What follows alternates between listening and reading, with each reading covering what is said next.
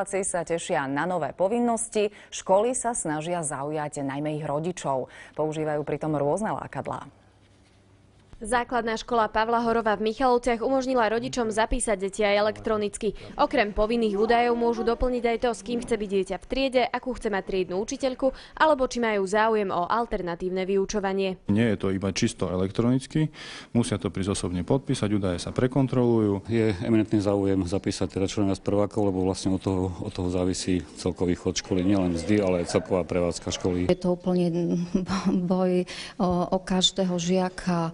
A myslím si, že to nie je veľmi dobrý systém. Na niektorých školách majú viac prihlásených detí, ako môžu prijať. Naopak, na školách v dedinách by sa potešili väčšiemu záujmu.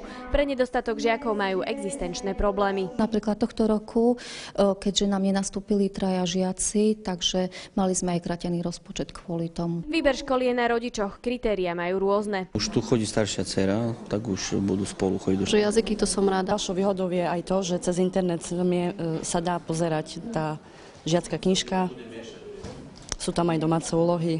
Školy lákajú aj na viac hodín telesnej výchovy, jazyky, technické vybavenie, umelecké či environmentálne zameranie. Vo Svidníku vyučujú aj rusínsky jazyk. To je len ponuka, ktorá reaguje na sčítanie obyvateľstva a na to, že naozaj veľké množstvo ľudí, obyvateľov mesta Svidník komunikuje prirodzene v rusínskom jazyku. Pri zápise je potrebné vyplniť údaje o dieťati, predložiť jeho rodný list a občiansky preukaz zákonného zástupcu.